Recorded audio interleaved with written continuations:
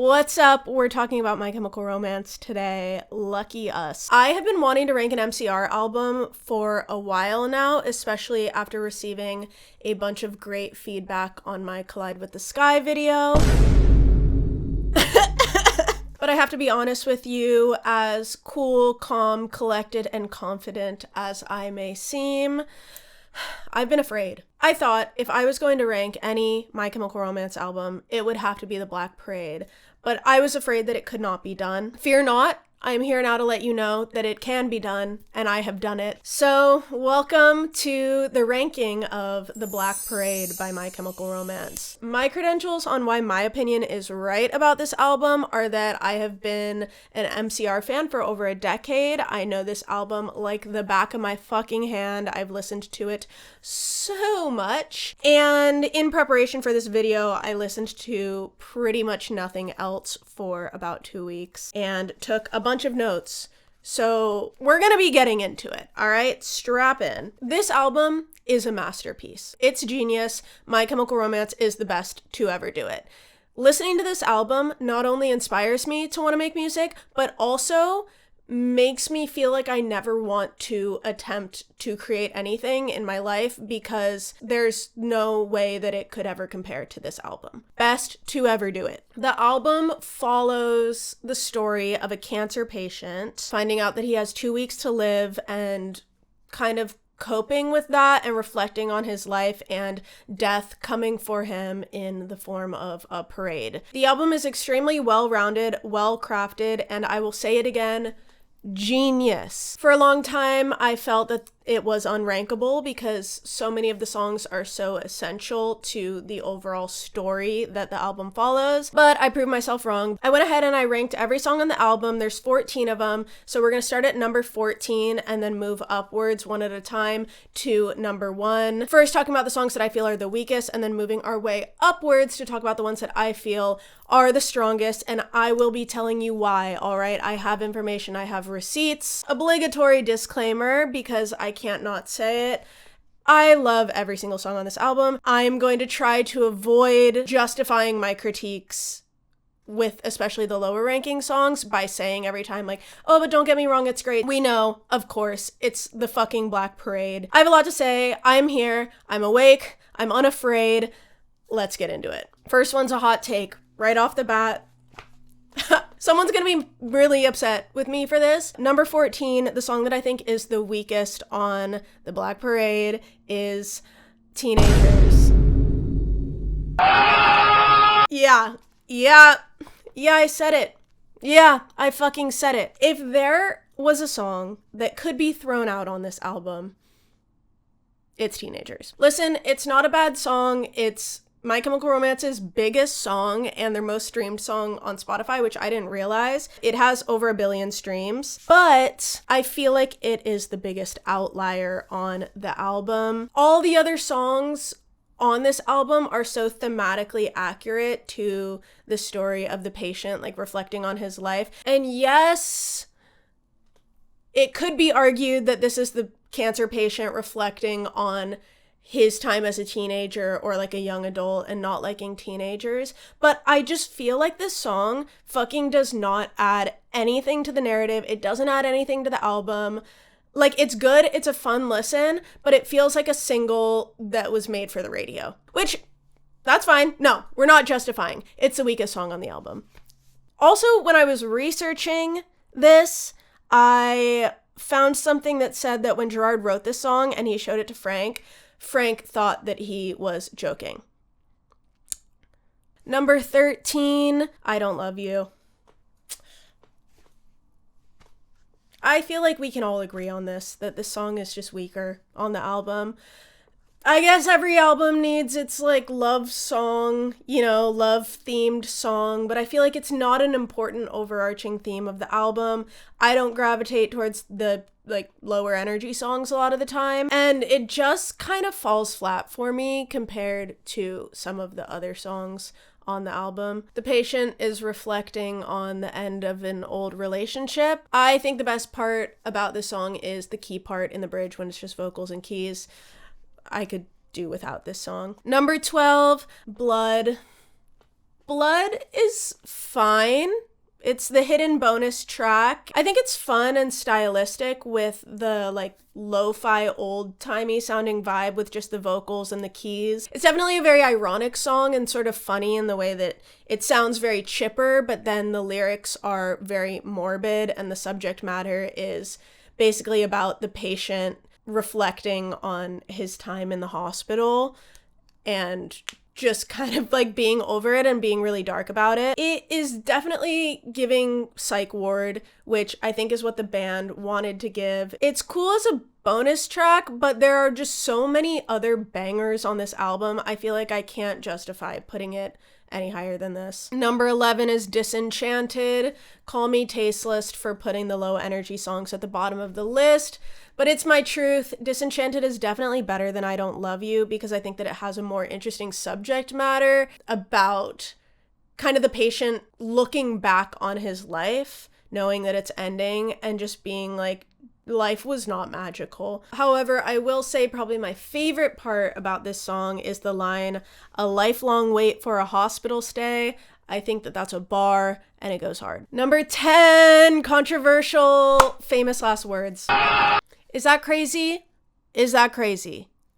I don't know. I'm just saying that I think that stuff is controversial. I don't know if it's even going to be controversial. It's a great closing track and it's about the patient deciding that he wants to live or about accepting death. I don't know. I've heard that it can be interpreted either way, and we will get into that. It's a cool song. It feels very accessible and radio friendly, but I just don't find it as like riveting as a lot of the other songs on this album. It's good for a sing-along, and we got the iconic I am not afraid to keep on living line that has just been a huge part of emo culture since the album came out. But I don't know. There's better songs on the album, and that just is what it is. Some positive things about this song. It's great as a closing track, and it makes the album feel very complete. Gerard's vocal delivery, especially at the beginning, like the emotion is just... Also, there are 2 alternate versions of this song with different endings. Very subtle. You probably wouldn't notice if you weren't looking for it.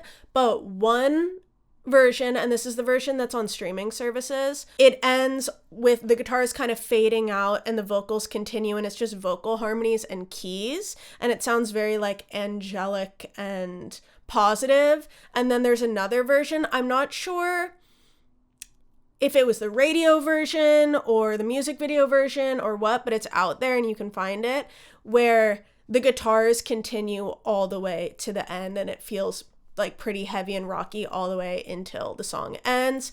And it has been theorized that these 2 alternate endings to the song are alternate endings to the story of the patient. Basically, with the happier, prettier sounding ending being the patient choosing to live and continue on with life and keep fighting, and the darker, rockier, guitar sounding ending being the patient dying and going with the parade into the afterlife. Or I have also heard that the patient just dies either way at the ending, and the happier sounding outro is him going to heaven, and the heavier sounding outro is him going to hell. I don't know. Let me know what you think about this. I like that theory. I like that theory a lot. I think it's very cool. Number 9, I put Welcome to the Black Parade. Don't be mad at me, or do. I kind of feel like this song is unrankable, and I put it in the spot, honestly, mostly because I feel like I've just heard it too much and I'm just not that interested in this song anymore. Like, it's a great song. I feel like I heard somewhere, don't quote me on this, I didn't do as much research on this video as I did on my Paris the Veil one, but I feel like I remember hearing somewhere that this song took 5 years to write and it had like so many tracks on it, and like, yes, it is amazing. It's an iconic song, but I personally... I'm just like not very interested in it anymore because I've just heard it so many times. Yeah, I feel like there's nothing I can really say about this song that hasn't already been said, and when I was approaching making this video, I was really like, I have no idea where I'm going to rank that song, because obviously it's great, but it's also just... Number 8, I put House of Wolves. I kind of expected this song to end up higher until I really started thinking about it. It's cool. It has a pretty basic chord progression and like the tom-y drum part that's just driving it. And it feels like sassy and fun to sing along to. I like the way that Gerard sings the ashes to ashes line where he's like, ashes to ashes. He does a little vocal trill. Ashes to ashes, we all fall down. I don't know why I'm doing an accent. The tell me I'm a bad man, kick me like a stray line. Great. The breakdown bridge part really elevates this song. It's sick, it's headbangy, it's fun to listen to, and we get a little bit of screaminess, which is nice. There's a super fun little like wah guitar solo at the end that ends on that one note when everything cuts out. It's a good time. I like the energy of this one, and it's fun to listen to, but kind of mid compared to some of the others. Number 7, we are exactly halfway through at the end. I love this song. I would rank this song really high if it wasn't for so many other great songs on this album. Making the first track of your album called The End, that's about like the death of a cancer patient, and starting it out with the beeping heart monitor. This song is a great first track. Instrumentally, it's super theatrical, and overall it just does a great job of setting the tone for the rest of the album right off the bat. It's dynamic, it's emotional, it's interesting in subject matter and composition. The way that The End transitions into Dead is absolutely elite, and that transition is my favorite example of a band ever trying to do something like that. Like Green Day does that a lot in American Idiot, where the songs transition into one another, but The End into Dead, I think, is the best that has ever been done. But we will talk more about that later. Honestly, that transition is possibly one of my favorite moments in music ever, and definitely one of my favorite moments on the album. Yeah, it comes out swinging. Banger first track. Love it. Wish I could rank it higher. But we're getting into the real good ones now. All right. Number 6, Cancer. Look at me ranking a chill song high. This song is so good.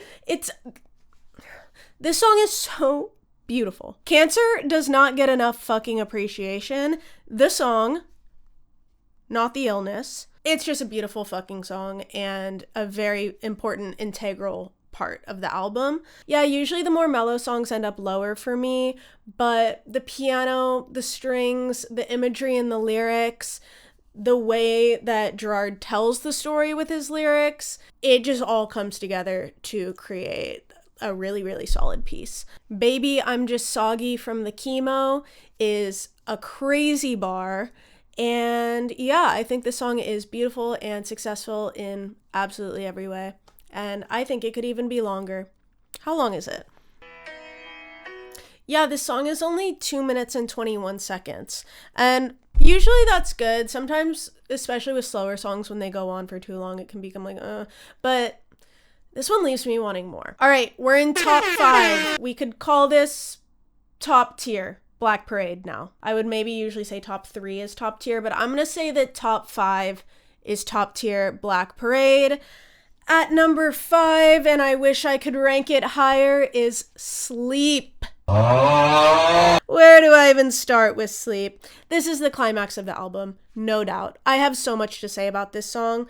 This is a song that I feel like I slept on, no pun intended, when I was younger and in my teen years listening to this album, and I kind of thought of it as more of a filler track until my frontal lobe fucking developed and I realized that it is one of the best tracks on the album, and people do not talk about it enough. This song is integral to the album and the story that it's telling.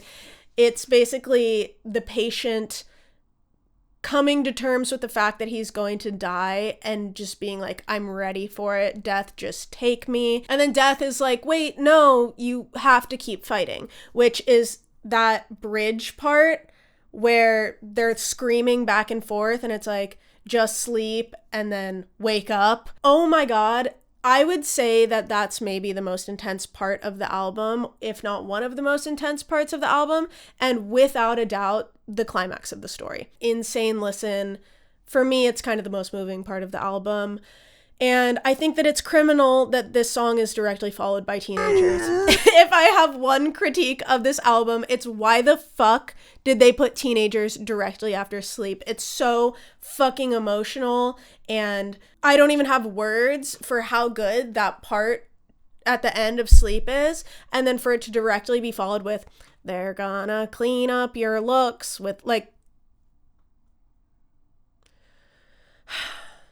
criminal. I guess Teenagers had to go somewhere, but come on. Number 4, this one was like a sneak high ranker, which is This Is How I Disappear. It's a good song. I was not expecting this. I surprised myself by ranking it so high. And I actually even almost ranked it number 3, but it's just solid. It's sick, it's driven, and songs that are this way are generally ones that I gravitate towards, especially when they're like high energy and heavy, but you can still kind of sing along to it, and it has the poppy sort of chorus. The guitar in this song is really technical and really cool. All the little like like things in the verse and the pre-chorus. We get the iconic "Why Don't You Blow Me? A Kiss Before You Go" lyric, referenced and memed all the time.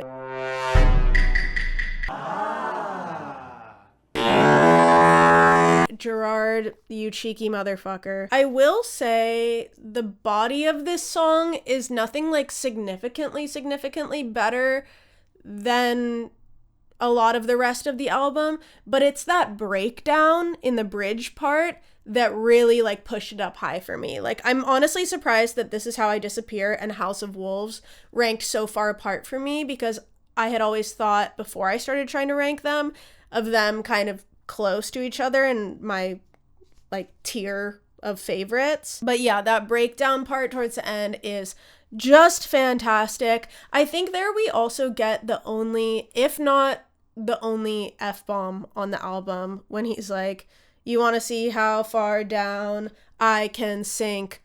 Fuck." Hard. I mean, I guess he does say fuck in Blood, but that's a bonus track. Does he say fuck anywhere else on the album? I'm sure this was not an intentional choice, but I kind of thought that fuck right there just really had a lot of oomph to it, you know? Because I feel like MCR doesn't say fuck a lot. Number 3. Number three. We're in the top 3. Okay. Number 3 is The Sharpest Lives. I love this song. Being in the top 3 now, we're getting into songs that are like my favorite songs of all time, low-key, that I could just talk about. This one was close with This Is How I Disappear, but The Sharpest Lives I knew was going to be like a high ranking one, if not top 3. But this one comes out on top of This Is How I Disappear because of the production. I also feel like it's very different from a lot of the other songs on the album, and it stands out a lot. There are so many layers and interesting little ear candy things going on throughout this song. It seems pretty clear that the song is about substance abuse, at least that's how I interpret it, and it has so much character. The production, the instrumentation, the vocal delivery, everything about it just feels seedy, which is really aligned, I think, with the themes of the song. When I listen to this song, I feel like I'm like having a memory of a past lifestyle of just going out to kind of shitty, rundown, maybe dangerous, like cold clubs and bars and getting fucked up and being morally questionable. There's such a darkness and sense of self-destructiveness to it. I love the layered whispery vocals, especially in the first verse. I feel like they create a really creepy and kind of off-putting vibe, but one that's like engaging. I also am pretty sure that that layered vocal pans back and forth if you're listening in headphones. And I'm just a slut for that all the time. Anytime that any band does that, I love it. What else? I have to add the lyric, "A light to burn all the empires, so bright the sun is ashamed to rise and be," is one of my favorite lyrics of all time. Probably the best lyric on the album. It's such like a visual, hyperbolic, theatric beautiful line. The song is just intense as fuck, and the instrumental in the bridge just like takes that intensity and intensifies it. Get me a thesaurus if you want, but you know I'm right. You can feel the darkness and the chaos through the guitar and that like chanty ha ha ha ha like vocal part, and it just starts to feel really fucking crazy, and it's like you feel the character kind of spiraling out. And then also after the last chorus with that vocal run where he's like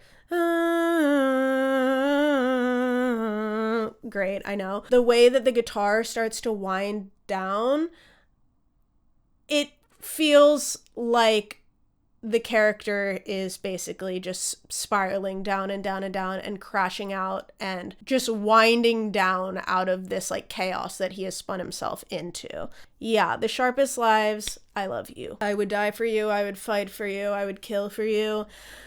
If the Sharpest Lives has 0 fans, I'm dead, for real. Number 2. Oh my god. Mama. The war song. It could have been number 1. This was hard for me. It could have been number 1. This song is so unique and so cool. The bombs in the intro, the caricatureness of it, the Tate Langdon American Horror Story edits. The vocals are so theatric and the chorus is headbangy, and I think that this song has the best production on the album, like right alongside the Sharpest Lives. I think Mama might be a little better. The whole album is so interesting to listen to from a production and arranging standpoint, but I do think that this song is the peak of that, and it's the most unique and interesting song on the album. How many times am I going to call Mama unique and interesting and the production and the arrangement, and I just can't shut the fuck up about the genius of this album. Okay. Yeah, this song could be number 1 easily. All like my top 2 are kind of right there with each other. The breakdown, like bridge part of this song is gnarly, and it feels like a mental breakdown moment where we can like feel a fundamental shift that happened in the patient's life because of the trauma that he experienced from being a part of war. I see that as a really important part of the story and of the album. Production-wise, starting the song with bomb sounds and ending it with sobbing and violins is sick, and the band included their own mothers in the chorus part, like towards the end, where it's all the women singing. That's all their moms, I think. I heard that once somewhere. I also love the little creepy monster voice in verse 2, where he's like, I should have been a better son, and throughout like all of those parts. I started thinking about this and kind of wondering if this was some sort of like extra character or like demented inner dialogue thing that also shows up in the Sharpest Lives too, because in that song as well we have this other layered voice underneath like the main voice of the patient. But I don't know, I've never really thought too much about it until now. Let me know what you think about that. Have you guys ever thought about that? I kind of have always just liked the way that it sounds, but I'm like, this showed up in 2 spots on the album that I can think of just off the top of my head, and I wonder if it means something. All right, we have made it to number 1. Dead. Yeah. Come on. I had a hard time kind of choosing between Mama and Dead, but I had to follow my heart and go with Dead, and I'll tell you why. This song is so fun, and I ranked it number 1 because I feel like it is the best representation of the album as a whole and utilizes all the different elements of MCR that I love. It's poppy and upbeat, it's super fun to listen to and sing along to, yet it's still really driven and theatrical. It has fantastic composition, arrangement, and production. How many times will I say fantastic composition, arrangement, and production? I don't know, but it's true. That is something about this album that just makes it so fucking good for me and so many people. Dead is such a strong song to have so early on the album, and like the end, it really sets the stage for everything else that is to come, not only thematically with like the story being told of the cancer patient, but also instrumentally. The harmonies are dope, the trumpet in the bridge is dope, the driven guitars are dope. And the fact, okay, I'm going to talk about this a little bit more now. I talked about it a little bit before, but the fact that the end starts with the beeping heart monitor and then that song ends and transitions right into Dead, that starts with a flat line. Oh my God. I fucking love that shit. So good. One of my favorite moments in music of all time. I gotta see my notes. What else did I write? Literally listening to that transition is an elite fucking experience. And everything about these two songs at the beginning of the album, but specifically Dead, just makes me feel so excited to listen to the rest of the album. Like, it's just engaging right off the bat, comes out swinging. Yeah. It's a perfect rock opera song and kind of reminds me of Queen in ways. This song is my Welcome to the Black Parade. Yeah.